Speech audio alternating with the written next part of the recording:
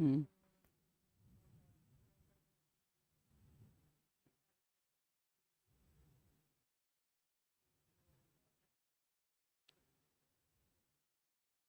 Hello.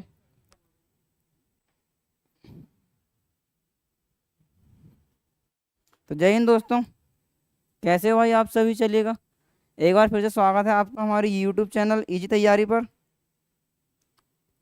चले भाई, तो थोड़ा सा हम लेट हैं जरा आज, है ना। जल्दी से आप फटाफट एक बार लाइव आ जाइए सभी भाई लोग, ताकि जो है हमारी क्लास पुनः से दूसरी वाली क्लास चालू हो सके भाई। ठीक, जल्दी से आप लोग जुड़ जाइएगा, क्लास को शेयर वगैरह कर दें।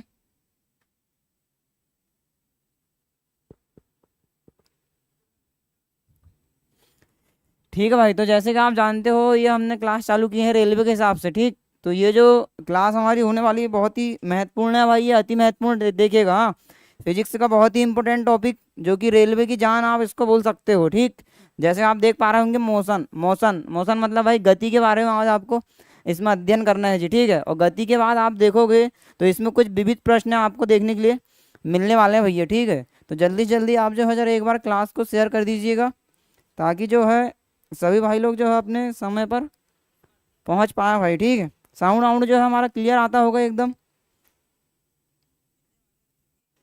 कोई किसी प्रकार की बुराई नहीं होगी, है ना।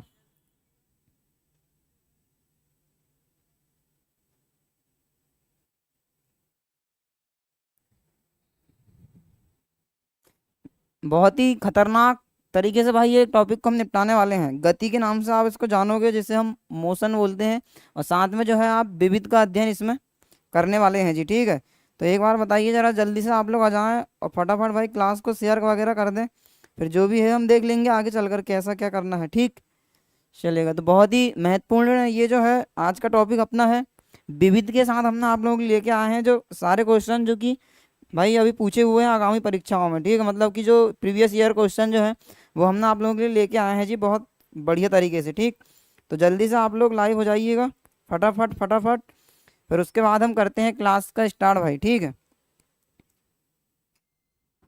और एक बार भाई क्लास को शेयर जरूर कर दें, ताकि सभी भाई लोगों के पास ये जो है क्लास पहुंच पाए जी। ठीक, ठीक है भाई, अगर आप लोग जुड़ पाए हो तो क्लास को भाई एक बार शेयर जरूर करना। आवाज़ आवाज़ हमारी क्लियर है ना, एकदम वॉइस क्लियर है। बाकी सब चीज़ें आप लोगों को बता देना है जी। ठीक है, जुड़ना है आपको, और पूरे क्वेश्चन लगाना भाई, कम से कम 20 से 30 क्वेश्चन इस क्लास में जो है हम वो निपटाने वाले हैं जी। चलिएगा, तो बहुत बढ़िया, देख सकते हो आप, फिजिक्स से टारगेट है आपका 25 to 25 भाई। ठीक, तो देखेंगे देखेंगे हम गति के बारे में, तो हम ज़्यादा समय ना लेते हुए हम करते हैं भाई क्वेश्चन को स्टार्ट। जैसे कि आप लोग जानते हो ये बहुत ही महत्वपूर्ण क्लासेस है। ठीक है, तो आप लोग ज़रा शेयर कर दीजिएगा। साउंड तो अपने एकदम क्लियर ही है। चलिए देख लेते हैं हम पहला क्वेश्चन क्या है भाई हमारा आज का। तो ये रहा दोस्त अपना आज का पहला क्वेश्चन, जैसे देख पा रहे हो आप लोग की आपकी स्क्रीन पर क्या है, देखिए। निम्नलिखित में से कौन सी एक अदिश राशि है भैया, ये आपको बताना है। ठीक, अदिश राशि के बारे में आपको जानकारी देना है जी। ये एनटीपीसी में आपसे ये पूछा हुआ है भाई। ठीक, 2020 में इवनिंग शिफ्ट में। देखिए, अदिश राशि और सदिश राशि, तो हमारा टॉपिक ही क्या है, मोशन है भाई, गति। तो आपको जो क्वेश्चन लगभग देखने के लिए मिलेंगे वो गति से आपको क्वेश्चन देखने को मिलने वाले हैं जी। ठीक है, और साथ में कुछ विविध क्वेश्चन है जो आपको दिखाई इसमें देंगे भाई। ठीक, चलेगा, तो हम देख लेते हैं जरा। देखिए, अदिश राशि की बात करते हैं अपन। अदिश राशि क्या है आपको ये बताना है, स्केलर स्केलर क्वांटिटी के बारे में आपको इसमें बताना है भाई। तो क्या है करके देखिए, ऑप्शन है आपके पास संवेग, बल, द्रव्यमान और ये हो जाएगा आपका वेग। तो इसका जो आंसर होगा वो क्या हो जाएगा, जरा आप लोग मुझे एक बार जो है कमेंट के माध्यम से फटाफट फटाफट आंसर आपको देना भाई। हाँ, क्योंकि हमारे पास ज़्यादा समय है नहीं, समय कम, क्वेश्चन की मात्रा ज़्यादा होने वाली है, इसलिए आप जो है जल्दी जल्दी से इसका आंसर कमेंट करेंगे जी। ठीक, तो मैं आपको देखो जानकारी के लिए बता देता हूँ, अदिश राशि और सदिश राशि किसे बोला जाता है। ठीक है, राशि होती है एक, अदिश होती है और दूसरी कौन सी होती है, तो ये सदिश राशि होती है भाई साहब। ठीक, ये दोनों जो राशियां हैं ये भौतिक राशि है। कौन सी राशि है, ये भौतिक राशि है, और ये किसके अनुसार है, तो दिशा के अनुसार है भाई साहब। ठीक है, किसके अनुसार, दिशा के अनुसार ये दो राशियां होती है, एक अदिश होती है और एक सदिश होती है जी। ठीक, तो अदिश राशि की बात करें यदि हम देखिएगा, थोड़ा सा आप समझिए कि स्केलर क्वांटिटी किसे बोला जाता है। अदिश राशि भाई साहब वैसी राशियां जिसमें दिशा की आवश्यकता नहीं होती है। ठीक है, उसको हम क्या कहते हैं, तो अदिश राशि कहते हैं जी। ठीक, दिशा की आवश्यकता नहीं होती है, इसमें केवल आपको परिमाण देखने के लिए मिलता है। क्या मिलता है, परिमाण मतलब मैग्नीट्यूड, इसमें केवल मैग्नीट्यूड होता है जी, ठीक है। इसके बाद अगर हम बात करें सदिश राशि की, तो वेक्टर, तो वेक्टर क्या होता है, देखिए नाम से स्पष्ट है, सदिश, ठीक है। सदिश मतलब क्या होता है, सदिश मतलब होता है वेक्टर, ठीक है। तो इसमें जो है भैया, इसमें दिशा तो होती ही होती है, साथ में आपका परिमाण भी होता है। परिमाण की बात करें तो मैग्नीट्यूड, जिसे हम इंग्लिश में बोलते हैं भैया, ठीक है ना।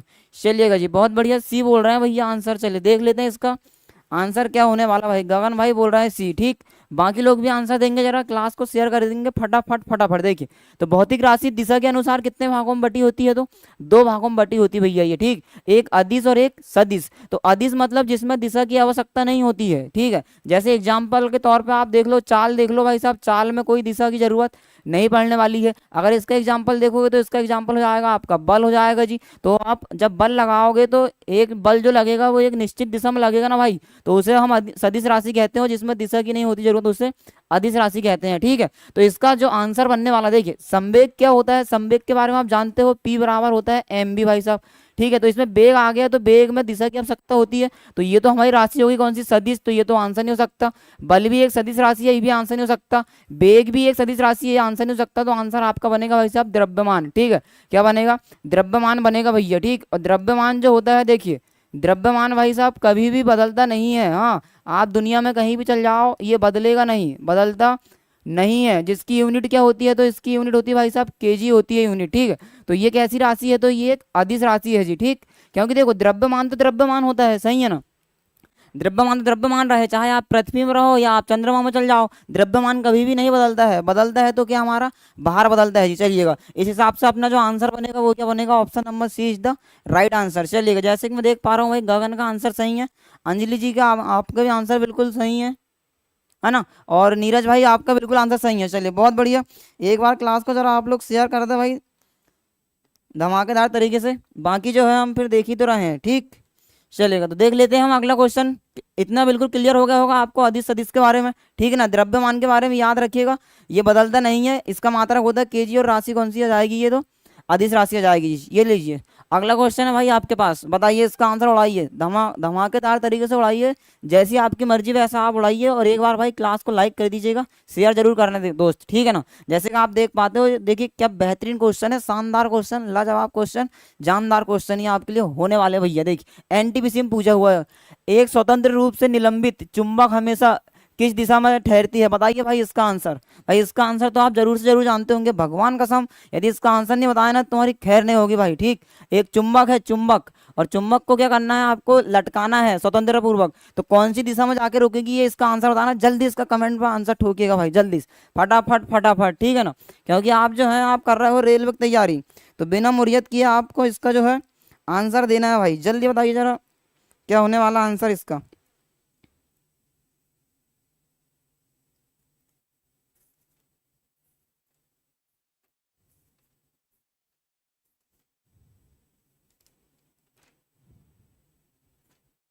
चलिए दोस्त, तो जानते होंगे आप। चलिए जैसे कि मैं देख पा रहा हूँ जी, सी सी सी सी बोल रहे हैं, very good very good very good. चलिए भाई ऋषभ भाई बोल रहे हैं सी, अंजलि जी सी, अभिषेक विश्वकर्मा जी सी बोल रहे हैं, वेरी गुड। चलिएगा, लगभग सभी का आंसर जो है सही है, बहुत बढ़िया जी, ठीक है ना। तो इसका जो आंसर हो जाएगा क्या हो जाएगा, हमेशा ये उत्तर और दक्षिण दिशा में ठहरती है भाई साहब, ठीक है ना। इसमें एन एस होते हैं, एक होता है एन पोल और एक होता है एस पोल। जब आप कभी चुंबक को लटकाओगे तो हमेशा जो है आपको उत्तर और दक्षिण दिशा में जाता हुआ नजर नजर आएगा जी, ठीक है, नॉर्थ और ये साउथ। चलिएगा बहुत बढ़िया, सभी का आंसर लगभग सही है जी। हाँ चलिए देख पाते हैं हम अगला क्वेश्चन क्या है। देखिए भाई एक लाजवाब क्वेश्चन आया आपके पास, देख सकते हो स्क्रीन पर है, रॉकेट किसके संरक्षण के सिद्धांत पर कार्य करता, बताइएगा। एनटीपीसी में आया हुआ, देखिए ऑप्शन है आपके पास वेग, द्रव्यमान, संवेग और ऊर्जा। बताइए इसका आंसर, ठोकिए भाई, दन तरीके से ठोके। बिल्कुल आपको मुरियत वाला काम करना नहीं है, लाइक आपको करते जाना है, शेयर आपको क्लास को बिल्कुल करना है, रुकना आपको बिल्कुल नहीं है। देखिए आंसर आना चालू होते हैं, जैसे कि मैं देख पा रहा हूँ। अभिषेक बोल रहा है सी, नीरज वर्मा जी सी, नेहा वर्मा सी, चलेगा, अंजलि जी बोल रहे हैं सी, गगन प्रताप सी, बहुत बढ़िया जी। चलेगा, देख लेते हैं। मोमेंटम बोल रहे हैं जी, बहुत बढ़िया बहुत बढ़िया, बहुत शानदार। जैसे कि मैं देख पाता हूँ सभी लोगों के आंसर जो है लगभग मोमेंटम, बिल्कुल बिल्कुल। चलिएगा बहुत बढ़िया। तो आप लोग जानते हो, देखिए रॉकेट किसके संरक्षण सिद्धांत पर काम करती है, तो आप जानते भैया ये इसका जो आंसर होने वाला वो क्या होने वाला, momentum is the right answer भाई, ठीक है। जिसको हम बोलते हैं क्या, चलिएगा जिसको हम बोलते हैं संवेग। चलिए भाई बहुत बढ़िया जी, तुषार प्रजापति जी चलिएगा, कोई दिक्कत नहीं। अभी इतने दिनों से जो है थोड़ा सा अभी प्रॉब्लम चल रही थी, इस वजह से हमने आपकी क्लास नहीं ले पाए, लेकिन अब जो है ग्रुप डी तक आपकी क्लास कंटिन्यू होने वाली है जी, ठीक है ना जी। हाँ बिल्कुल, हम छुट्टी में थे, थोड़ा सा रेस्ट कर रहे थे, ठीक। हम कहीं चले गए थे भाई, इसलिए थोड़ा सा गैप हो गया है, ठीक है। लेकिन अब आपको टेंशन नहीं लेना है, ग्रुप डी का एग्जाम तक हम छोड़ेंगे नहीं भाई, है ना। डेली आपकी क्लास रहेगी, पेल देंगे एकदम, बस आप लोगों को जुड़े रहना है धमाकेदार तरीके से, ठीक है। चलिए बात कर लेते हैं हम किसका, रॉकेट किसके संरक्षण के सिद्धांत पर कार्य करता है, तो आपको पता है भैया, तो रॉकेट काम करता है वो किसके अनुसार काम करता है, संवेग संरक्षण के नियम अनुसार काम करता है। देखिएगा थोड़ी सी मैं आपको जानकारी देता हूँ भाई साहब, संवेग संरक्षण का नियम क्या कहता है भाई साहब, ठीक है ना। संवेग संरक्षण का नियम क्या कहता है, वेरी इंपोर्टेंट क्वेश्चन है ये, कई बार एग्जाम में पूछा जाता है। देखिए अगर मान लो ये कोई वस्तु है आपकी, ठीक, क्या है, वस्तु है,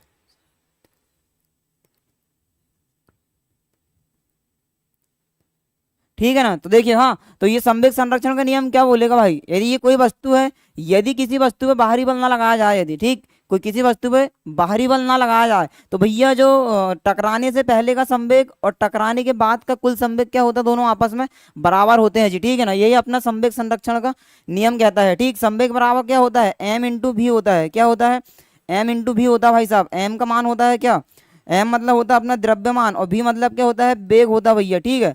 तो देखिएगा जैसे मान लो आपके पास ये दो गोले रखे हुए हैं एम द्रव्यमान के, कितने द्रव्यमान के, एम द्रव्यमान के दो गोले रखे हैं जी। ये जाएगा भाई साहब इधर, और इसकी दिशा होगी किधर, इधर साइड होगी, ठीक है ना। तो ये जो है ना ये टकराएंगे आपस में, अभी टकराने से पहले है, एक स्थिति बनेगी इसमें टकराने वाली, और एक स्थिति रहेगी भाई साहब ये टकराने के बाद की स्थिति रहेगी दोस्त, इस प्रकार से, ठीक है। तो जब ये इधर जा रहा होगा तो इसका संवेग कितना रहेगा, आप बोलोगे सर एम इंटू भी, ठीक है ना, किस जिस गति से आएगा उसका संवेग रहेगा, ये रहेगा आपका क्या, एम इंटू भी भाई साहब, दोनों का संवेग रहेगा। तो मेरा ये कहने का मतलब है दोस्त, संवेग संरक्षण का ये नियम ये कहता है कि टक्कर से पहले का संवेग और टक्कर के बाद का संवेग, है ना, कुल संवेग जो होता है वो आपस में क्या होता है, बराबर होता है भैया, यही संवेग संरक्षण का नियम कहता है जी, ठीक है। तो आप ये बात याद रखिएगा कि टक्कर के पहले का कुल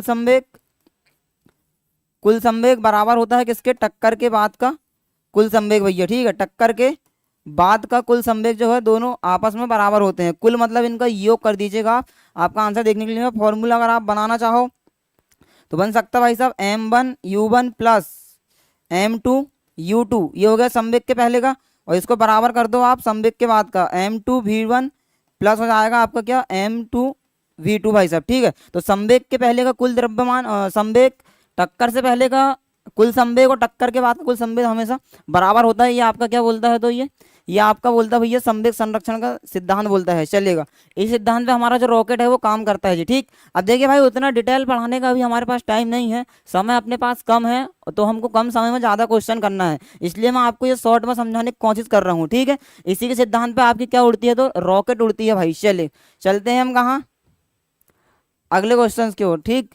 तो ये रहा भाई हमारा अगला क्वेश्चन, ठीक है ना। देखिए क्या कहता है क्वेश्चन अपना, हाँ, भारत सरकार के दूरसंचार विभाग ने अधिकतम SAR मूल्य के रूप में खालिस्तान वॉट प्रति केजी वाले मोबाइल हैंडसेट का निर्माण करने की अनुमति दी है। एकदम करंट का क्वेश्चन टाइप है भाई, बताइए इसका आंसर क्या हो सकता है। देखते हैं हम आपकी तैयारी कितनी होने वाली है जी, बताइए जल्दी बताइए इसका आंसर, ठीक है ना। ये बताना आपको, SAR मूल्य के रूप में वॉट प्रति केजी वाले मोबाइल हैंडसेट के निर्माण की अनुमति दी है। बताइए जरा इसका आंसर क्या हो जाएगा, जल्दी से कमेंट करें भाई, जल्दी से फटाफट फटाफट। हाँ भाई बिल्कुल सब पढ़ाएंगे, आप लोग बने रहिएगा, मैथ्स से भी पढ़ाएंगे, रीजनिंग भी पढ़ाएंगे, साइंस भी पढ़ाएंगे, ठीक है ना। एक एक करके हम चीज़ों को जो है वो कवर करने वाले हैं जी, ठीक।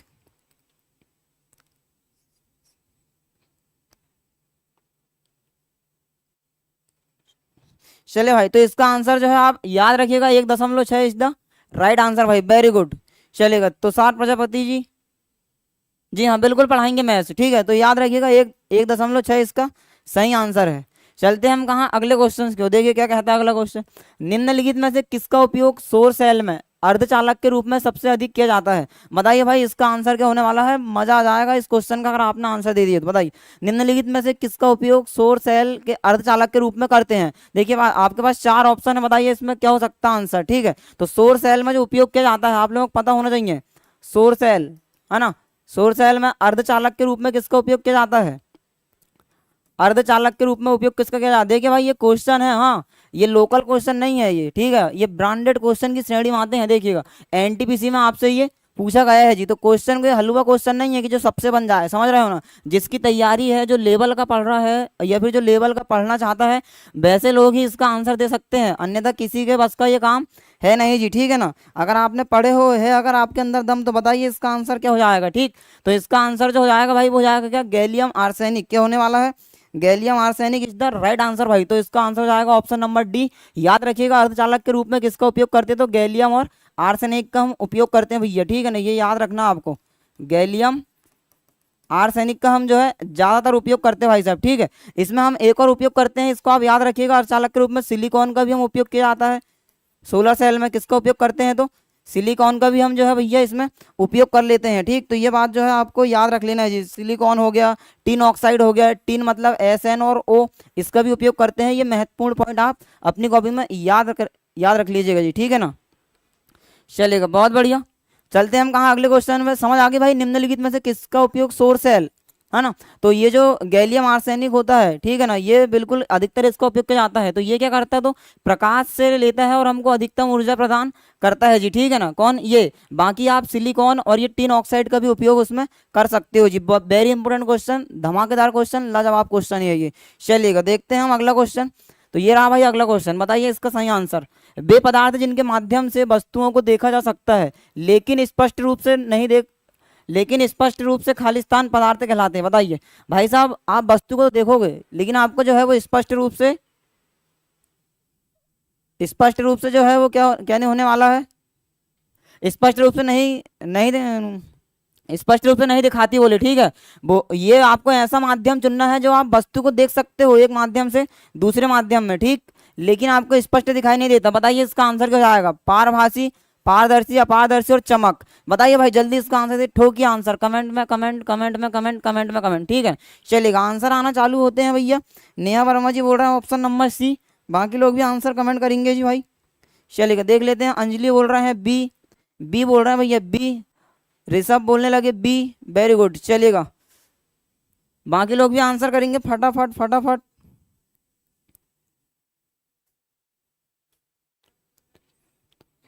क्या देना है जी टॉय शर्मा जी, क्या आप दोगे, क्या देना आप बताइए तो सही पूरा, ठीक है ना। चलेगा, तो इसका जो आंसर होने वाला देखिए, हाँ, अब मान लो आप एक माध्यम से वस्तु को देखना, ये वस्तु रखी है और अपने पास ये माध्यम है, ये वस्तु हमको दिखाई दे पर ये स्पष्ट रूप से दिखाई नहीं देना चाहिए, ठीक। तो इसका आंसर क्या होने वाला देखिए भाई, पारदर्शी मतलब क्या होता है, पारदर्शी मतलब भैया ये माध्यम से वस्तु इधर साइड से अगर आप देख रहे हो तो इधर साइड से आपको क्लियर दिखाई देगी, उसको हम पारदर्शी कहते हैं। तो ये तो आपका आंसर होने वाला नहीं है। अब अगर बात करते किसकी, अपारदर्शी की, अगर आपके माध्यम अपारदर्शी है और आप इधर साइड से इधर साइड देखना चाहते हो तो आपको कुछ दिखाई नहीं देगा। अपारदर्शी मतलब जिसमें हम एक छोर से दूसरे छोर तक नहीं देख सकते हैं जी। चमक तो एक अलग ही होती है, ठीक है ना, अगर आपकी आंख में ज्यादा चमक आएगी तो आपको दिखाई नहीं देगा। तो भैया एक मात्र ऑप्शन होगा क्या इसका, पारभासी इज द राइट आंसर भाई, ठीक है ना, translucent is the right answer भाई। तो पारभासी है, इसमें आपको वस्तु दिखाई देगी परंतु क्लियर रूप से दिखाई नहीं देगी भाई साहब। जैसे आप लोग होते हैं ना, अभी मान लो आप पढ़ रहे हो, ठीक है ना, आप पढ़ रहे हो लेकिन आप जो है ना और कहीं ही पढ़ने लगते हो, समझ आ रहा है। यहाँ आपको सिर्फ पढ़ाई से मतलब रखना चाहिए, समझ रहे हो ना। अब पढ़ रहे हैं, पता चल रहा है रात में मोबाइल चल रहे हैं, तो आपको पढ़ाई क्लियर दिखाई देगी क्या, नहीं दिखाई देगी बेटा, है ना। तुमको जो है पढ़ाई जो है स्पष्ट रूप से दिखाई नहीं देगी, तुम भूल जाओगे। फिर आप जो है क्या करोगे, मोबाइल में चेटिया रहे हो, 12-12 बजे रात तक बात कर रहे हो रजाई के अंदर घुस के, कहाँ से आपको दिखाई देगी। तो भैया ऐसा मत करो, ठीक है ना। बनना है तो पारदर्शी बनो, किसके प्रति, पढ़ाई के प्रति, ताकि पढ़ाई जो है आपको जो है बहुत बढ़िया तरीके से समझ आएगी जब तक आप उसमें पूरा अपने आप को समर्पण नहीं करोगे, ठीक है।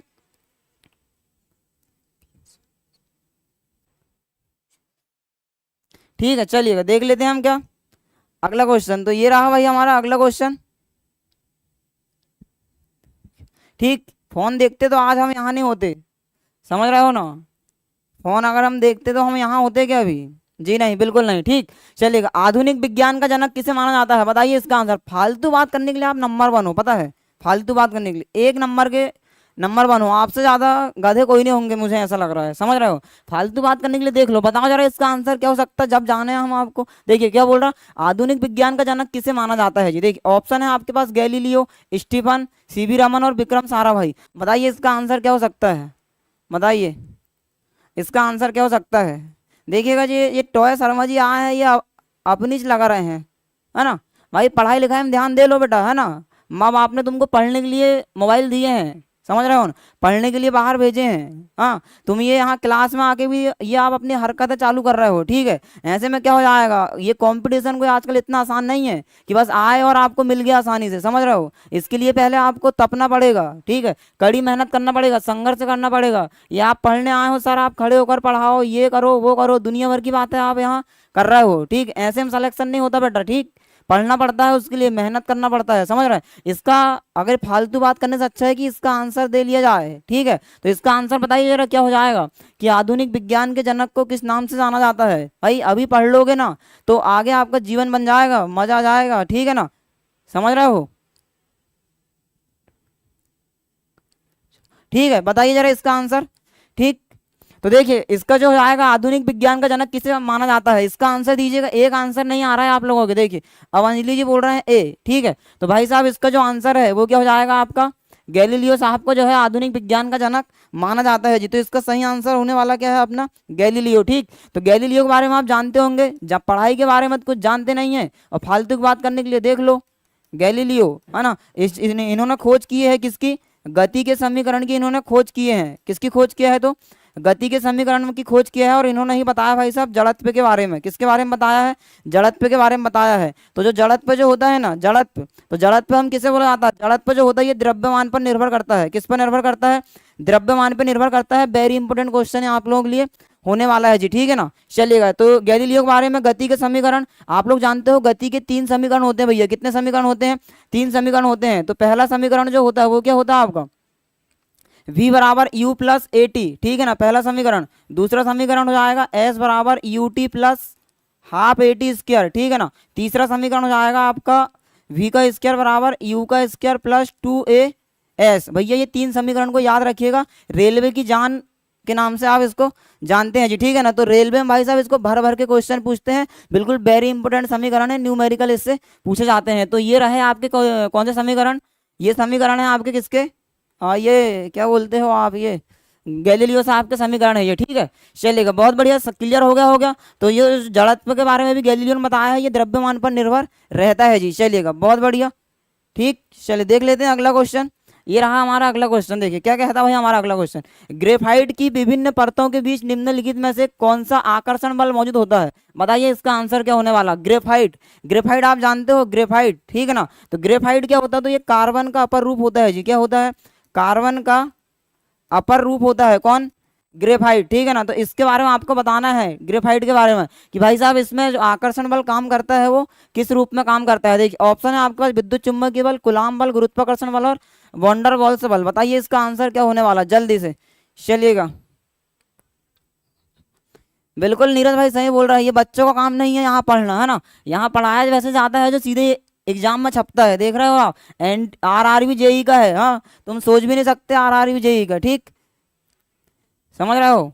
चलेगा, बहुत बढ़िया। तो इसका आंसर बताइए, आंसर इसका, ठीक, क्या हो जाएगा इसका आंसर, बिल्कुल सही। जो इसका आंसर होने वाला वो क्या हो जाएगा, वंडर वॉल्स फोर्स भाई साहब, ठीक। तो ग्रेफाइट में जो ग्रेफाइट के अणु होते हैं, कार्बन के अपर रूप जो होते हैं, इनके बीच में जो बल रहता है वो कौन सा होता है, वंडर वॉल्स बल भाई, ठीक। ये जो एक प्रकार का अंतरा आणविक आकर्षण बल है, ये कौन सा है, अंतरा आणविक आकर्षण बल है भैया, ये कैटेगरी में आता है ये, ठीक है, याद रखिएगा आप, ये बहुत इंपॉर्टेंट क्वेश्चन ही आप लोगों के लिए होने वाला है। ग्रेफाइट के बारे में आपसे पूछा गया है जी। चलते हैं हम कहाँ, अगले क्वेश्चन पे। तो ये रहा हमारा अगला प्रश्न, देखिए जरा क्या कहता है अगला प्रश्न हमारा। क्वेश्चन बोलता है कि मुक्त रूप से गिरने वाली किसी वस्तु द्वारा अनुभव किए जाने वाला त्वरण इसके खालिस्तान रूप से स्वतंत्र होता है। देखिए लाजवाब क्वेश्चन, शानदार क्वेश्चन, जानदार क्वेश्चन है आप लोगों के लिए होने वाला भैया। बताइए, देखिए ये गति के साथ साथ जो है ना, हमने आप लोगों के लिए कुछ विविध प्रश्न लेके आए हैं हमारी तरफ से, ठीक है। तो इसका आंसर बताइए, देखिए कितना लाजवाब क्वेश्चन है, जेई में आया हुआ है। और अभी हाल ही में जो एग्जाम हुए हैं आपके टेक्नीशियन ALP, उसमें इनसे ढेर भर भर के आपसे जो है क्वेश्चन यहाँ से पूछे गए हैं जी, ठीक। चलेगा, देख लेते हैं क्या हो जाएगा। बताइए भाई इसका आंसर कमेंट कीजिए, जल्दी जल्दी, फटाफट फटाफट कमेंट करना आप लोगों को, ठीक।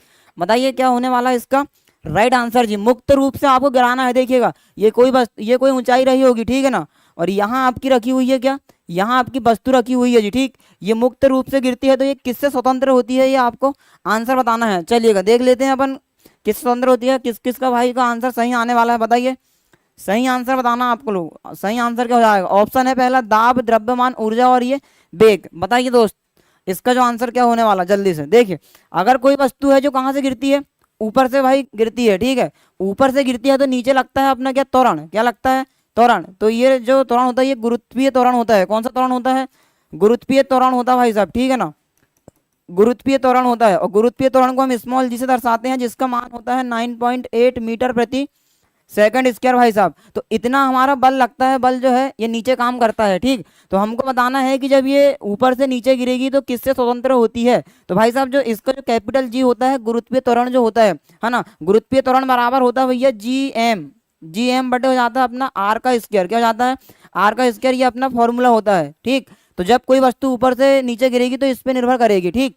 जहां जी क्या है तो ये स्थिरांक, गुरुत्वाकर्षण स्थिरांक है, ये क्या है, गुरुत्वाकर्षण स्थिरांक है ये भाई साहब, ठीक है ना। स्थिरांक के नाम से आप जानते हो। जी की खोज किया है किसने, हेनरी कैवेंडिश ने। किसने किया है, कैवेंडिश ने किया है जी, ठीक है, याद रखिएगा। इसका जो मान होता है जी का वो होता है 6.67 इंटू 10⁻⁻11 होता है भैया, न्यूटन मीटर स्क्वायर बटे केजी का स्क्वायर, ठीक है। ये बात आप याद रखिएगा इसके मान के बारे में। एम क्या है तो ये पृथ्वी का द्रव्यमान है, क्या है ये, पृथ्वी का द्रव्यमान है। और आर क्या हो जाती है, त्रिज्या हो जाती है, ठीक। तो आपसे क्वेश्चन बोल रहा है कि किस पे निर्भर नहीं करता है जी, देखिए। तो देखिए यहाँ कहीं आपको द्रव्यमान दिख रहा है क्या, देखिए यहाँ पे भाई याद रखिएगा, जब वस्तु ऊपर से नीचे गिरती है ना, ठीक है, तो यहाँ पे भैया द्रव्यमान तो है ये, पर ये पृथ्वी का द्रव्यमान होता है। किसका द्रव्यमान होता है, पृथ्वी का द्रव्यमान होता है। ये बात आपको कोई नहीं बताएगा, ठीक है, जो आप यूट्यूब में सीख सकते हो। तो ये पृथ्वी के द्रव्यमान पर निर्भर करती है, परंतु वस्तु के द्रव्यमान पर कभी भी निर्भर ये नहीं करती है। तो इसका जो राइट आंसर होने वाला वो क्या हो जाएगा, option number B is the right answer भाई, समझ गए ना। तो अगर कोई वस्तु ऊपर से गिरती है तो वो स्वतंत्र होती है किससे, द्रव्यमान से। अब द्रव्यमान से क्या होती है सर, क्योंकि आप लोग जानते हो जो द्रव्यमान जो होता है भाई, है ना, द्रव्यमान जो होता है ये कभी भी बदलता नहीं है, कभी नहीं बदलता है ये दोस्त, ठीक है। इसलिए जो होती है ऊपर से गिरते हुए इससे स्वतंत्र होती है जी। चलिएगा, बहुत बढ़िया, क्लियर हो गया होगा। ये सारी बातें आपके एग्जाम में पूछी जाती है, आप इसको नोट कर लीजिएगा अपनी कॉपी में, बहुत बढ़िया जी। ये रहा हमारा अगला क्वेश्चन, देखते हैं क्या कहता। वाहनों में मौजूद कौन सा उपकरण पेट्रोल या डीजल के जलने से उत्पन्न जहरीली गैसों को हानि रहित गैसों में परिवर्तित करता है। दीजिए यार इसका आंसर बताइए क्या होने वाला भाई, जल्दी से, ठीक है ना, बताइए इसका आंसर क्या हो जाएगा जी, फटाक से। वाहनों में मौजूद कौन सा उपकरण पेट्रोल या डीजल के जलने से उत्पन्न जहरीली गैस को हानि रहित गैसों में परिवर्तित करता है। चलिएगा, 4 ऑप्शन है भैया आपके पास, ठीक है, इन्वर्टर, है ना, कार्ब्यूरेटर, रेडिएटर, और ये है उत्प्रेरक परिवर्तक। बताइए इसका आंसर क्या होने वाला, जल्दी से। चलेगा, देख लेते हैं भैया। इसका आंसर सी बोल रहे हैं अंजलि जी, सी। नेहा वर्मा बी, नीरज भाई बोल रहे हैं डी। बाकी लोग भी आंसर कमेंट करेंगे भाई फटाफट से, ठीक है। देखिए बहुत लाजवाब क्वेश्चन हमने आप लोगों के लिए लेके आए इस सेशन में, जल्दी जल्दी से हम उड़ाते हैं, ठीक। तो इसका जो आंसर होने वाला है, देखिए, हानिकारक गैसों में परिवर्तित करता है कौन, उत्प्रेरक। कौन करता है, उत्प्रेरक। तो इसका जो सही आंसर होने वाला है वो क्या हो जाएगा, उत्प्रेरक परिवर्तक इज द राइट आंसर भाई। चलिए, बहुत बढ़िया जी, सही आंसर है, डी वाले का आंसर बिल्कुल सही है। चलिए देख लेते हैं अगला क्वेश्चन। ये रहा अगला क्वेश्चन भाई।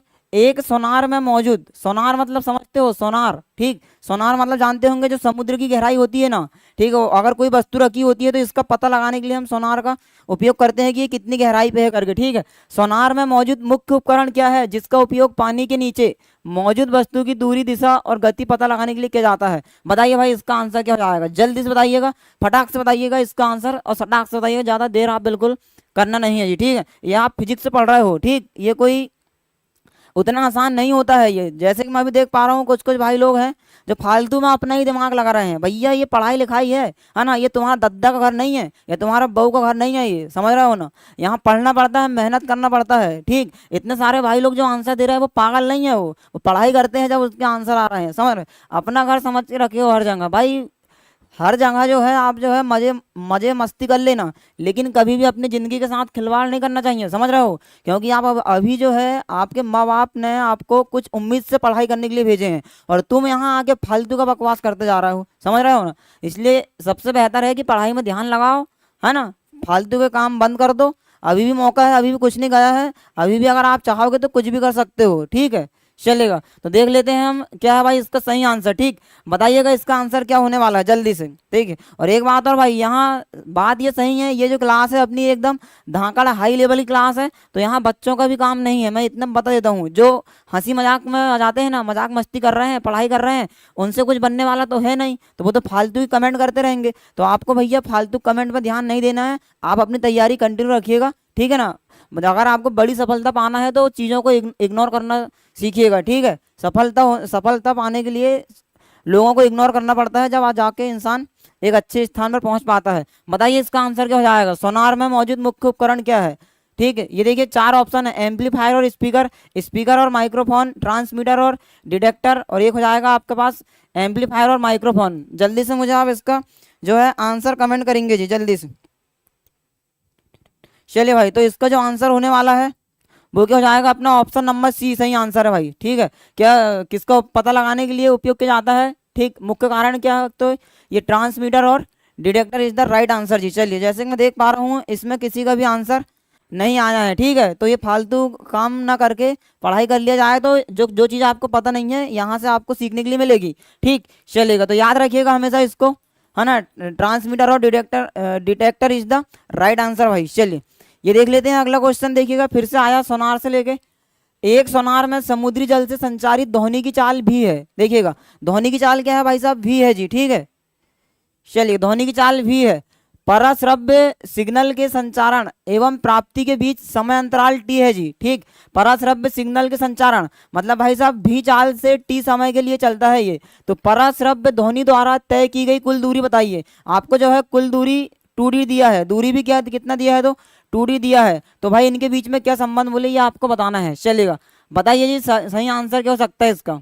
कुल दूरी 2D के बीच क्या संबंध है, मतलब आपको चाल भी दिया है, समय भी दिया है। ठीक है ना, और समय देने के साथ साथ आपको दूरी भी दे दिया है, तो आपको बताना है कुल दूरी 2D के बीच क्या संबंध है। बताइए, अगर आप थोड़ा सा भी दिमाग रखते हो तो जल्दी से मुझे इसका आप जो है आंसर कमेंट करेंगे भाई साहब। ठीक, तो देखिएगा, हाँ आप लोग जानते हो दूरी बराबर जो होता है, दूरी बराबर होता है भैया चाल गुणित समय। क्या होता है, चाल गुणित समय। ठीक, तो आपको दूरी का मान कितना दिया है, दूरी का मान आपको दिया है 2D, तो यहाँ आ जाएगा 2D, चाल आ जाएगी v, और यहाँ आ जाएगी t। तो आपका आंसर जो होने वाला वो क्या हो जाएगा, 2D बराबर v इंटू टी। तो आपका option number A is the right answer भाई। चलिए, ऐसे भी क्वेश्चन पूछे जाते हैं, आप इनको जो है पढ़ते रहिएगा बढ़िया से, अपनी कॉपी में आप इनको नोट करते जाइएगा। ठीक है, चलिए, समझ गए होंगे भाई, क्वेश्चन की लैंग्वेज समझना बहुत जरूरी होता है। पढ़ाई तो सभी लोग करते हैं, पर जो समझ गए तो वो बन गया भाई अच्छा इंसान। चलिए, ये रहा अपना अगला क्वेश्चन। देखिए, अदिश राशि में क्या होता है, बताइए इसका आंसर क्या हो जाएगा। केवल परिमाण, ठीक है ना, परिमाण और दिशा दोनों, या तो दिशा या परिमाण और केवल दिशा। बताइए इसका सही आंसर क्या होने वाला, जल्दी से फटाक करें भाई, जल्दी करें, इसका आंसर क्या हो जाएगा। ठीक, अदिश राशि में होता है, क्या होता है, बताना जरा इसका आंसर क्या होने वाला है। ये तो आप जानते होंगे, पक्का है ये आप जानते होंगे। ठीक, अदिश राशि को।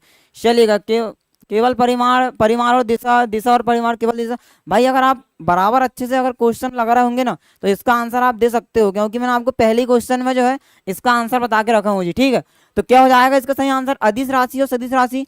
जानते हो आप अदिश और सदिश राशि। अदिश में केवल क्या होती है, तो इसमें भैया दिशा की आवश्यकता नहीं होती, इसमें दिशा और परिमाण दोनों होता है। तो इसमें केवल क्या होता है आपका, ये परिमाण होता है जी। ठीक, तो सही आंसर क्या होने वाला आपका, केवल परिमाण इज द राइट आंसर जी। ठीक, तो क्या होगा, सिर्फ इसमें सिर्फ आपको ओनली मैग्नीट्यूड आपको यहाँ पे दिखाई देगा भाई साहब। चलिएगा, बहुत बढ़िया, लगभग सभी का आंसर सही है जी, बहुत सही। चलिए, चलते हैं कहाँ, अगले क्वेश्चन की ओर। तो ये रहा भैया अगला क्वेश्चन।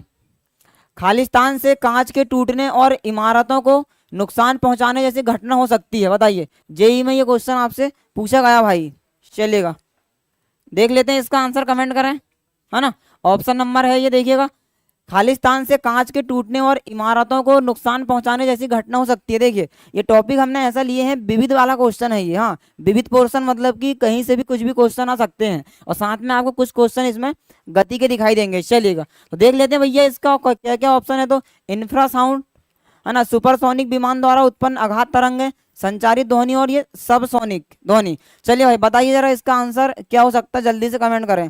चलिए, ऑप्शन नंबर बी बोल रहे हैं भाई साहब। देखिए, जो मतलब जो अपनी मिसाइलें उड़ती है ना, देखिए, हाँ ध्वनि जो होती है भाई साहब, ध्वनि को हमने चाल के अनुसार 3 भागों में बांट के रखे। कितने भागों में, 3 भागों में। एक होता है आपका सबसोनिक, एक होता है सुपरसोनिक और एक होता है आपका हाइपरसोनिक। क्या होता है?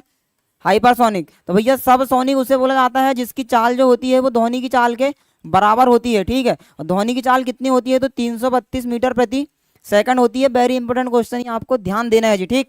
अब सुपरसोनिक क्या होता है? जिसकी चाल क्या होती है? तो जिसकी चाल ध्वनि से कैसी होती है भाई साहब? ध्वनि से ज्यादा होती है, उसे हम कहते हैं सुपरसोनिक, ठीक। और हाइपरसोनिक किसे कहते हैं? जिसकी जो चाल है वो ध्वनि की चाल से कैसी होती है? तो 5 गुनी ज्यादा होती है जी, उसे हम कहते हैं क्या? सुपरसोनिक के नाम से हम हाइपरसोनिक के नाम से हम उसे जानते हैं। देखिए, तो जब ये सुपरसोनिक से उड़ती है ना, मतलब ध्वनि की चाल से अधिक उड़ेगी ये। हाँ, तो जब अपन मिसाइल दागते हैं, अगर मिसाइल दागते हैं तो पीछे साइड इसमें एक इस प्रकार से शंकु आकार का एक आपको बिंब बनता हुआ नजर आता है जब रॉकेट उड़ती है, तो ठीक। इसे हम बोला जाता है क्या? ध्वनि बुम्ब के नाम से जानते हैं। किस नाम से जानते हैं? ध्वनि बुम्ब के नाम से इसे जाना जाता है। और इसी को हम बोलते हैं क्या? प्रघात या आघात तरंग। क्या बोला जाता है? प्रघात या आघात तरंग बोला जाता है। भैया तो ये इतनी खतरनाक होती है प्रघात तरंग है कि अपने घर को तोड़ सकती है, ये समझ रहे हो ना। घर तोड़ सकती है, कांच तोड़ सकती है, इमारत तोड़ सकती है, समझ रहे हो। अगर आप मान लो, चलिएगा, बहुत बढ़िया जी। देखिए, है ना, तो यदि मान लो आप जिस भी शहर में रह रहे हो, अगर वहां मिसाइल दाग दी जाए ना, कहाँ? नीचे से, तो ये एक तरंग बन जाती है जिसे अपन ध्वनि बुम्ब के नाम से जानते हैं। तो वो तरंग को हम प्रघात तरंग के नाम से जानते हैं, ठीक। तो भैया जो सुपरसोनिक विमान द्वारा उत्पन्न आघात तरंग है इज द राइट आंसर भाई। देखिएगा, इतनी सारी चीजें हम आपको एक क्वेश्चन के माध्यम से समझाने की कोशिश कर रहे हैं भाई। चलिएगा, बहुत बढ़िया जी, खोपड़ी तोड़ आंसर जवाब, बहुत बढ़िया भाई साहब। चलिएगा, सही है भाई, आपका आंसर बिल्कुल सही है। चलते हैं हम कहाँ? अगला क्वेश्चन में समझ गए होंगे, क्लियर हो गया होगा। ये रहा हमारा क्या? अगला क्वेश्चन। देखिए भाई, क्या बोलता है अपना अगला क्वेश्चन? निम्नलिखित में से किन पुर्जों को अल्ट्रासाउंड का उपयोग करके साफ किया जाता है? बताइए, ये बताइए भाई, बताइए इसका आंसर। धमाकेदार तरीके से आंसर दीजिएगा, जो भी होगा तो फिर हम देख लेंगे बाद में, ठीक है। बताओ इसका क्या हो सकता है आंसर? अल्ट्रासाउंड का उपयोग करके साफ किया जा सकता है किन पुर्जों को? साधारण पुर्जों को। अल्ट्रासाउंड करके क्यों करेंगे भाई साहब? सही है ना। साधारण पुर्जा है तो हम वैसे ही उसको सफाई कर सकते हैं।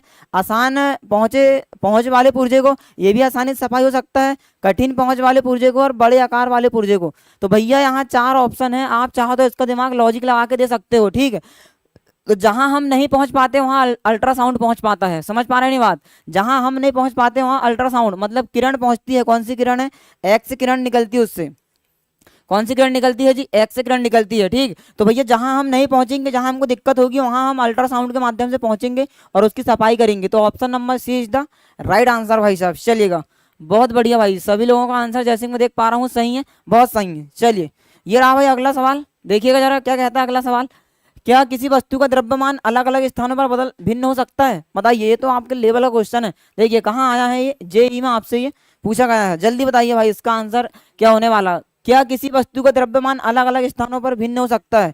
अगर आप ईमानदारी से देख रहे हो ना, तो इसका आंसर आप यूं उड़ा दोगे, मेरी भी जरूरत नहीं पढ़ने दोगे। समझ रहे हो ना? सही बता रहा हूं मैं आप लोगों को। यदि आपने इसमें अगर आपको मेरी जरूरत पड़ रही फिर तो बहुत ही दिमाग खराब होने वाला भाई साहब, ठीक। तो इसका आंसर सही सही बताएंगे जरा। बताइए क्या हो जाएगा?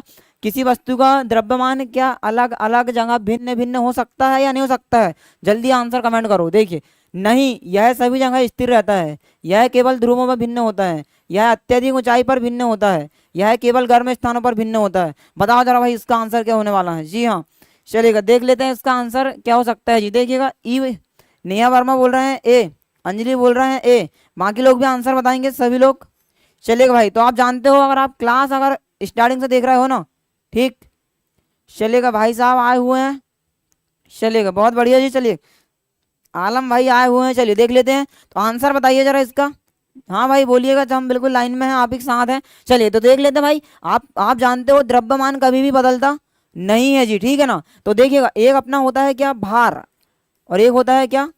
द्रव्यमान। क्या होता है? भार और द्रव्यमान, ठीक है ना। तो भार और द्रव्यमान में क्या अंतर होता है, यही आपको भी पता नहीं होगा। ऐसे ऐसे बकलोल है यहाँ पे, ठीक है। अब बात करते हैं, सही है नहीं? तो अगर आप कर रहे हैं रेलवे की तैयारी, तो ये ऐसी क्लास में देखोगे तो क्या देखोगे? भार और द्रव्यमान में क्या अंतर होता है, कोई बता सकता है क्या? भाई मेरी गारंटी है, ये 30% लोग पता नहीं होगा ये कि भार और द्रव्यमान क्या होता है करके। सही है, तो भार क्या होता है जानते हो आप? भार। और द्रव्यमान क्या होता है? चलेगा, ठीक है। तो द्रव्यमान मतलब बोलते हैं कि बस जिस चीज से, या फिर जैसे मान लो कोई वस्तु होती है, जिस पदार्थ से वस्तु मिलकर बनी होती है उसे द्रव्यमान कहते हैं, ठीक है। अब जैसे हम बने हुए हैं, हम है ना, हम, हमारे अंदर एक दिमाग है, एक दिल है, 2 कान है, नाक में 2 छेद है ना, एक किडनी है, 2 किडनी है, बाकी सब चीजें हैं, एक लीवर पाया जाता है, ठीक है, पैनक्रियास पाया जाता है, इन सब चीजों से मिलकर हम बने हुए हैं।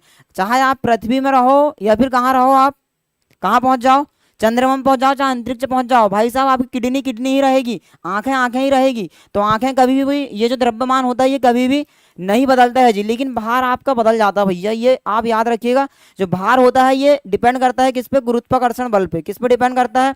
गुरुत्वाकर्षण बल पे डिपेंड करता है जी, ठीक। तो मतलब जैसे हम पृथ्वी में हैं, अभी आप लोगों को ये नहीं पता कि आपका भार क्या है, ठीक है। मैं आपसे पूछ लूँ आपका वजन कितना है, तो आप मूर्ख टाइप क्या बता दोगे, सर 50 kg वजन है।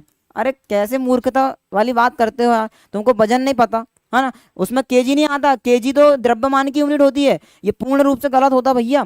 भार क्या होता है, जितना पृथ्वी हमारे ऊपर गुरुत्वाकर्षण बल लगाती है उसे भार कहा जाता है। तो भार एक प्रकार का बल होता है, इसका मात्रक होता है न्यूटन, ठीक है। तो द्रव्यमान कभी नहीं बदलता, हर जगह ये स्थिर रहता है। बताइए क्या इतनी बात आपको क्लियर होगी भाई? चलेगा, बहुत बढ़िया, समझ आया ना। एक बार जरा मुझे कमेंट के माध्यम से बताइए, भार और द्रव्यमान के बारे में आपको समझ आया क्या? अगर समझ आया है तो यस करके आप कमेंट करोगे फटाफट फटाफट फटाफट। चलेगा भाई, बहुत बढ़िया, चलेगा। देखते हैं भाई किस किस को समझ आ रही है क्लासेस या नहीं आ रही समझ। चलेगा, ठीक है ना। तो जल्दी से आप कमेंट करेंगे भाई, ज़्यादा समय आप बिल्कुल नहीं लीजिए क्योंकि समय बहुत नज़दीक है। चलेगा, पता था तो पहले से क्यों नहीं आया अभी तक, ठीक है ना। चलेगा, बहुत बढ़िया जी। तो हम चलते हैं कहाँ, अगले सवाल पे। चलिएगा, देख लेते हैं। किसी वस्तु का भार इसकी खालिस्तान के अनुक्रमानुपाती होता है। बताइए जी, आप आंसर बताइए। चलिएगा, देख लेते हैं जी। यदि आपको पहले से पता है, अंजलि जी, ठीक है ना, पता है आपको पहले से, बताइए भार जो होता है वो किसके अनुक्रमानुपाती होता है, ठीक है ना। 4 ऑप्शन आपके पास है, विशिष्ट धारिता, द्रव्यमान, चुंबकीय शक्ति और ये पारभासिता। बताइए, हमको आपके आंसर का इंतजार है, जल्दी से आप जो है कमेंट करेंगे भाई। चलिएगा, आलम भाई बोल रहे हैं, चलिए बहुत बढ़िया जी, सही, शानदार भाई। बताइए जरा किसके अनुक्रमानुपाती होता है, जल्दी से आंसर कमेंट कीजिएगा। बी बोल रहा है भाई आलम, बी बोल रहा है भैया, वेरी गुड। बाकी लोग भी आंसर करेंगे। B B B B B B B B वैसे भी बी बहुत खतरनाक होती है ना, सही है ना। ये वाली जो बी होती है, ये बी के साथ बी जोड़ होती है, बन गई बी जो डेंजर होती है ना, हलवा बना देती है ना, खतरनाक। अगर कहीं आपको धोखा, मान लो शादी ब्याह कर रहे हैं, अच्छी मिल गई तो ठीक है, नहीं तुम्हारा जीना हराम कर देगी, ये बहुत खतरनाक टाइप की होती है, ठीक है। तो भार होता है, भार, तो भार बराबर क्या होता है आप लोग जानते होंगे, भार बराबर होता है भाई साहब अपना m इंटू जी, क्योंकि जो भार होता है ये m इंटू जी होता है ना, ये गुरुत्वाकर्षण बल पे रहता है और ये द्रव्यमान पे डिपेंड करता है। तो इसका सही आंसर क्या हो जाएगा, option number B is the right answer भाई, वेरी गुड। जो भार का जो मात्रक होता है, याद रखिएगा, भार का मात्रक होता है आपका न्यूटन होता है। क्या होता है? न्यूटन होता है जी, बहुत बढ़िया। चलेगा, बहुत सही आंसर अंजलि का, बिल्कुल मास, जी हाँ बिल्कुल। चलिए देख लेते हैं अगला क्वेश्चन ये रहा।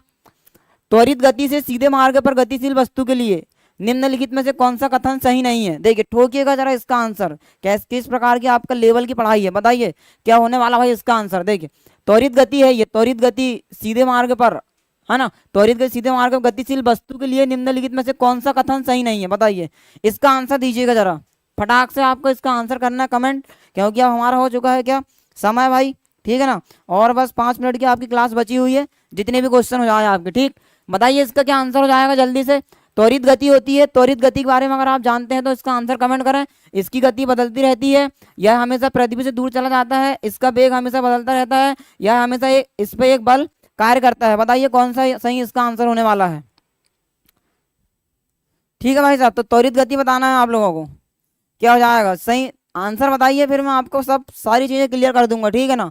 आप लोगों का आंसर तो दीजिएगा, ठीक। तो त्वरित गति भाई साहब, तो त्वरित गति क्या होती है, मान लो ये वृत्तीय पथ पे एक चक्कर लगाती है, हाँ, इसे हम कौन सी गति के नाम से जानते हैं, तो इसे हम त्वरित गति के नाम से जानते हैं जी, ठीक है। तो जब भी अगर ये वस्तु, अगर कोई वस्तु तो वृत्तीय पथ पर घूमती है, तो याद रखिएगा, अगर इसकी आपको दूरी निकालना रहा, दूरी वृत्तीय पथ पर दूरी निकालना रहा, तो ये वृत्त है, और वृत्त की दूरी क्या होती है, ये वाला इसका दूरी रहेगी, मतलब परिधि हो जाती है। तो परिधि कितनी होती है आपकी, 2πr होती है जी। तो बोल रहा है कि वृत्तीय मार्ग में एक समान गति से चले, तो क्या नहीं, मतलब कौन सा सही नहीं है। अब देखिएगा, अब ये त्वरित गति है, क्योंकि त्वरित गति क्यों है, मान लो ये वृत्तीय पथ पे एक वस्तु जो है आपकी घूम रही है भाई साहब, ठीक। त्वरण किसे बोला जाता है, त्वरण के बारे में आपको पता होना चाहिए। वेग में परिवर्तन की दर क्या कहलाती है आपकी, त्वरण कहलाती है जी, ठीक है, वेग में परिवर्तन। और वेग किसे कहते हैं, तो विस्थापन में परिवर्तन की दर को हम वेग कहते हैं, जिसमें क्या होती है, निश्चित दिशा होती है भाई साहब।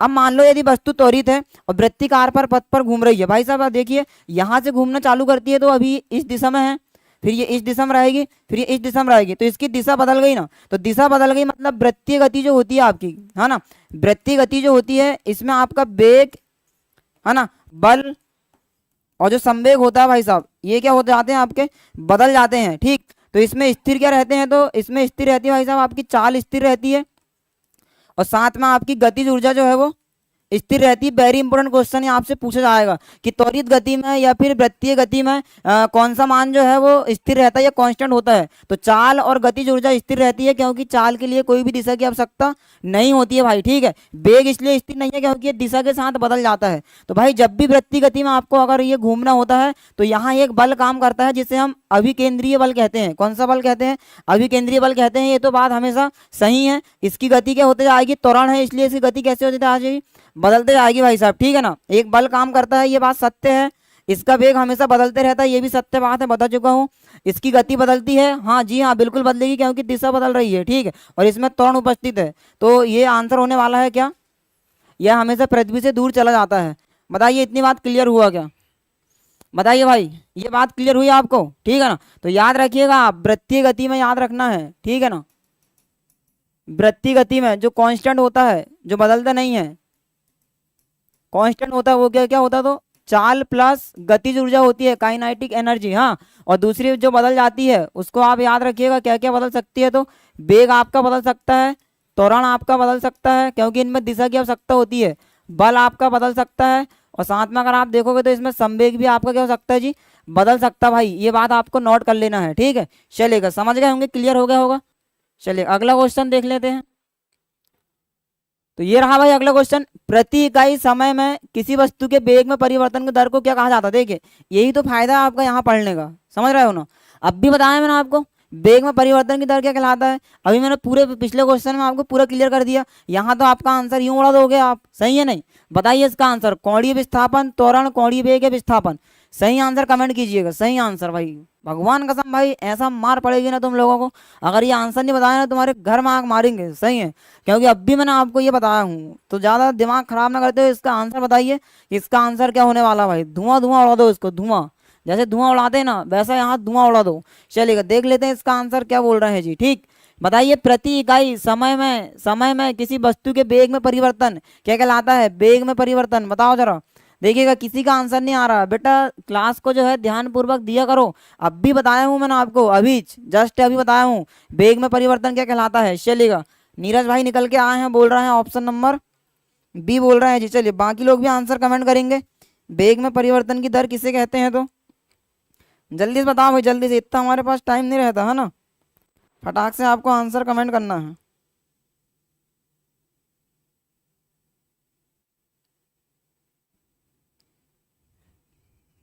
चलिए भाई हमेशा चलेगा, ठीक है ना। तो चलिएगा देख लेते हैं इसका आंसर क्या है, तो बी बता रहा है जी, हाँ बिल्कुल त्वरण होता है भाई, क्या होता है, त्वरण होता है। तो त्वरण के बारे में जानते हो, ए से दर्शाते हैं, वेग में परिवर्तन की दर को हम त्वरण के नाम से जानते हैं जी। चलिए इतनी बात क्लियर है। इसका जो मात्रक होता है वो क्या होता है, मीटर प्रति सेकंड स्क्वायर होता है भाई। ये बात आप लोग जो है याद रखिएगा। दो प्रकार का त्वरण आपको देखने के लिए मिलता है, एक होता है पॉजिटिव त्वरण और एक होता है नेगेटिव त्वरण। तो पॉजिटिव मतलब जिसमें भाई समय के साथ इसका क्या होते जाता है, तो इसका वेग जो है वो बढ़ते जाता है, ठीक है ना। और इसमें समय के साथ क्या होता है, वेग घटते जाता है, इसे हम नेगेटिव त्वरण के नाम से जानते हैं। और ये पॉजिटिव, नेगेटिव वाले को हम मंदन बोलते हैं जी, ठीक है। चलेगा बहुत बढ़िया भाई, समझ गए होंगे त्वरण के बारे में। चलेगा जी, ठीक है। चलेगा भाई, तो हमेशा देखिए एक बात मैं आपको बताता हूँ, हमेशा याद रखिएगा अपने जीवन में, ठीक ठीक भाई। गलत का विरोध खुलकर कीजिएगा दोस्त, समझ रहे हो। अगर कोई इंसान गलत करता है तो गलत का विरोध खुलकर कीजिएगा, क्योंकि इतिहास टकराने वालों का लिखा जाता है, तलवे चाटने वाले का नहीं। समझ आई ना बात है, समझ रहे नहीं तो हमेशा आपको ध्यान देना है ये बात को, ठीक है। बात छोटी है पर बात बहुत बड़ी है भाई साहब, ठीक है। तो गलत अगर कोई है आपकी नज़रों के सामने तो आप उसका विरोध खुलकर कीजिए, समझ रहे हो ना, समझ रहे नहीं समझ रहे। तो बहुत बढ़िया बात मैं आपको बताया हूँ, जीवन में इसको याद रखिएगा, ठीक। गलत का विरोध खुलकर कीजिएगा, क्योंकि इतिहास टकराने वालों का लिखा जाता है, तलवे चाटने वाले को नहीं लिखा जाता, इधर किधर इधर किधर जैसा आए वैसा बस बन गए, ठीक। तो इसका सही आंसर क्या है, option number B is the right answer. Studio कहाँ पर है भैया, हमारा स्टूडियो है छिंदवाड़ा, मध्य प्रदेश का एक जिला है छिंदवाड़ा, ठीक है ना। छिंदवाड़ा में आप आ जाइएगा, आपको स्टूडियो हम दिखा देंगे। चलेगा, समझ गए भाई, ये बातें क्लियर हो गई आपको। चलिए देखते हैं अगला क्वेश्चन क्या है। ये रहा अगला क्वेश्चन, जवाब दीजिएगा इसका सही आंसर क्या होने वाला फटाक से। देखिए क्वेश्चन क्या बोलता है भैया, किसी गियर के पिच सर्कल और दांत टूथ के निचले हिस्से के बीच की दूरी क्या कहते हैं, बताइए जरा इसका सही आंसर क्या होने वाला। पहला है बोर, अंडेडम, डेडिडम और हब। बताइए इसका क्या आंसर है, ये तो आप लोगों को पता नहीं होगा। चलिए तो इसका आंसर जो है वो क्या है, ऑप्शन नंबर सी है भाई साहब, डेडिडम के नाम से जानते हैं। ऐसे क्वेश्चनों को आपको याद रखना, देखिए मेंस लेवल का क्वेश्चन है, सीजीएल में ये पूछा गया है। ठीक, चलिए डेडिडम याद रखिएगा। देखिए समय काम है भाई, जल्दी जल्दी निपटाते हैं। चलिए अगला क्वेश्चन, निम्नलिखित में से कौन सा तृतीय श्रेणी का उत्तोलक का उदाहरण है, बताइए इसका आंसर दीजिएगा जी। चलिए चलिए भाई ठीक है ना, बताइए इसका आंसर, निम्नलिखित में से कौन सा तृतीय श्रेणी के उत्तोलक का उदाहरण है। पहला है बर्फ उठाने की चिमटी, सीसॉ, एक पहिए का ठेला और सरोता। बताइए भाई अगर आप लोग ने पढ़ के रखे हैं तो ये सरल मशीन से क्वेश्चन आया है। ठीक, देखिए जो सरोता सरोती होती है ये कौन से का है, ये दूसरी है, दूसरा दूसरा श्रेणी का एग्जाम्पल है ये। ठीक है ना, एक पहिया ठेला ये भी दूसरे श्रेणी का एग्जाम्पल है। सीसॉ जो होता है ये प्रथम श्रेणी का एग्जाम्पल है। सीसॉ मतलब समझते हो ना, ये यहाँ व्यक्ति बैठा जाता है, एक व्यक्ति यहाँ और एक व्यक्ति यहाँ, एक इधर एक हो रहा एक इधर, इसे सीसॉ बोला जाता। तो आपका जो आएगा आंसर क्या, बर्फ उठाने की चिमटी में जो है ये तृतीय श्रेणी का उत्तोलक है जी। ये बहुत बढ़िया आंसर आपका, चलिएगा बहुत सही। भाई साहब अगर आपको जानकारी चाहिए तो क्लास में जानकारी नहीं दे पाएंगे हम, ठीक है ना, ये हमारा नंबर में आप कांटेक्ट कर लीजिएगा। ठीक है, यहाँ हम आपको जानकारी दे देंगे। ठीक, हमने आप लोगों के लिए डिस्क्रिप्शन में लिंक दिया है, व्हाट्सएप पे आप जुड़ सकते हो, वहाँ से आप हमारे तक पर्सनल पहुँच सकते हो जी। ठीक है ना, हम वहाँ आपको सारी जानकारी दे देंगे। ठीक, या फिर आप हमारे टेलीग्राम के साथ जुड़ जाइएगा, इजी तैयारी। ठीक, या फिर आप हमारे व्हाट्सएप ग्रुप के साथ जुड़ जाइएगा, सारी लिंक आपको डिस्क्रिप्शन बॉक्स में देखने के लिए मिल जाएगी जी। ठीक है, कितना कैसा क्या है हम आपको सारी जानकारी बता देंगे। क्लियर हो गया इतना, चलिएगा आप हमारे हेल्पलाइन नंबर पे कॉल कर लीजिएगा, आपको वहाँ से सारी चीज़ें क्लियर कर दी जाएगी। चलिए देखिए, निम्नलिखित में से कौन सा नाभिकीय अभिक्रिया में संरक्षित रहता है, बताइए। नाभिकीय अभिक्रिया में संरक्षित रहता है केवल द्रव्यमान, केवल परमाणु क्रमांक, केवल ऊर्जा, परमाणु क्रमांक के साथ द्रव्यमान संख्या एवं ऊर्जा। ठीक, चलिए बताइए भाई नाभिकीय अभिक्रिया में क्या होता है संरक्षित, बताइए इसका सही आंसर जल्दी से आप मुझे कमेंट करोगे।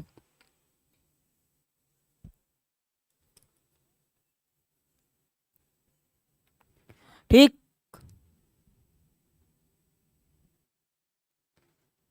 निम्नलिखित में से नाभिकीय अभिक्रिया में संरक्षित रहता है, देखो चार ऑप्शन है, केवल द्रव्यमान संख्या, केवल परमाणु संख्या, केवल ऊर्जा और परमाणु क्रमांक एवं द्रव्यमान संख्या एवं ऊर्जा। बताओ इसका आंसर क्या हो सकता है जल्दी से।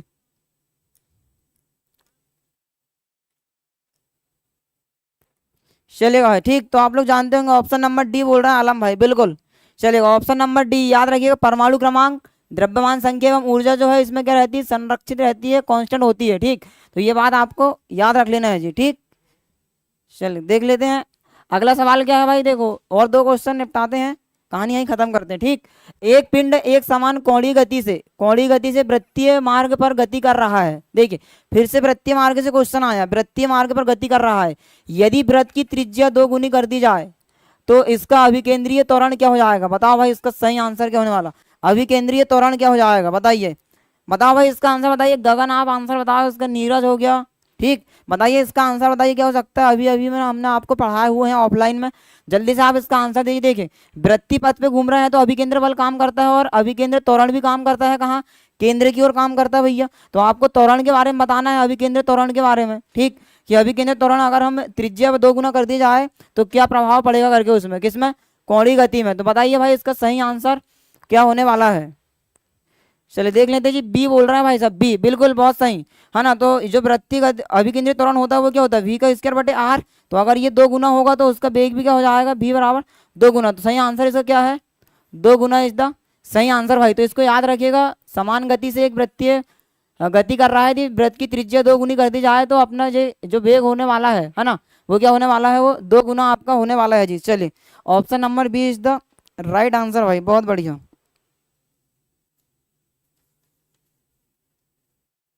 चल अगला क्वेश्चन फटाक से बताएंगे। हाँ ये रहा अगला क्वेश्चन, अधिक खाली स्थान वाली वस्तु का जड़त्व अधिक होता है। ये देखो अब भी मैंने आपको पहले क्वेश्चन में समझाया था, बताओ इसका सही आंसर। अधिक खाली स्थान वाली वस्तु का जड़त्व अधिक होता है, द्रव्यमान, आयतन, वेग और त्वरण। बताओ इसका आंसर जल्दी से बताइएगा, अंतिम है भाई ये, इसके बाद एक और अंतिम क्वेश्चन, जल्दी से फटाक कीजिए।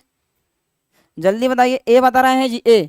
देखिए हाँ, जड़त्व क्या होता है, जड़त्व, है ना, जिसे इनर्शिया के नाम से जानते हैं, इनर्शिया। ठीक, तो क्या होता है ये आपको बताना है। जड़त्व तो मतलब भाई यदि कोई वस्तु रखी हुई है, अगर ये विराम में है तो ये विराम में ही रहेगी, है ना, जब तक इस पर कोई बाहरी बल काम ना करे। ठीक है, यदि कोई वस्तु गतिमान है तो ये गतिमान ही रहेगी जब तक इस पर कोई बाहरी बल ना लगाया जाता है। तो या फिर हम बोल सकते हैं कि बस मतलब ऐसा गुण जो वस्तु के परिवर्तन का विरोध करता है उसे क्या कहते हैं, जड़त्व कहते हैं जी। ठीक है ना, तो जड़त्व। ठीक, तो या फिर हम न्यूटन का जो पहला नियम होता है उसे भी हम जड़त्व के नाम से जानते हैं भाई साहब। ठीक, तो ये जड़त्व होता है किस पे निर्भर करता है, तो ये द्रव्यमान पे निर्भर करता है। ठीक, जितना ज्यादा द्रव्यमान उतना ज्यादा विरोध करेगी अपने परिवर्तन का। तो इसका सही आंसर हो जाएगा option number A is the right answer भाई। चलिए देख लेते हैं हम क्या समझ गए होंगे जड़त्व के बारे में। चलिए, न्यूटन फर्स्ट लो, वेरी गुड वेरी गुड, चलेगा, बहुत बढ़िया जी। ठीक है ना, तो जड़त्व के बारे में याद रखिएगा, जब तक कोई बाहरी, जब कोई वस्तु होती है इसमें बाहरी बल नहीं लगाते जब तक वो अपने परिवर्तन का विरोध करती है जी, उसे कहते हैं हम क्या, जड़त्व। चलेगा, ये रहा भाई अगला क्वेश्चन हमारा। फिर से आगे देखिएगा, अधिक खालिस्तान वाली वस्तु का जड़त्व अधिक होता है। देखिए भाई, जड़त्व से बहुत क्वेश्चन आते हैं, हाँ, एएलपी में पूछा गया, अधिक खालिस्तान वाली वस्तु का जड़त्व अधिक होता है। अभी बताया मैंने आपको जड़त्व क्या है करके। तो जड़त्व क्या होता है, जड़त्व किस पे डिपेंड करता है, द्रव्यमान पे डिपेंड करता है भैया। ठीक है ना, जैसे मान लो आपके पास कोई ये जैसे कोई ये वस्तु रखी है छोटी वाली, और आपके पास वहाँ एक ये ट्रक खड़ा है और एक खड़ी है ये ऑटो। ठीक है, तो जिसका द्रव्यमान ज्यादा रहेगा उसका जड़त्व भी ज्यादा रहेगा। तो आंसर इसका भी क्या हो जाएगा अपना, option number A is the right answer भाई। चलिए, बहुत बढ़िया।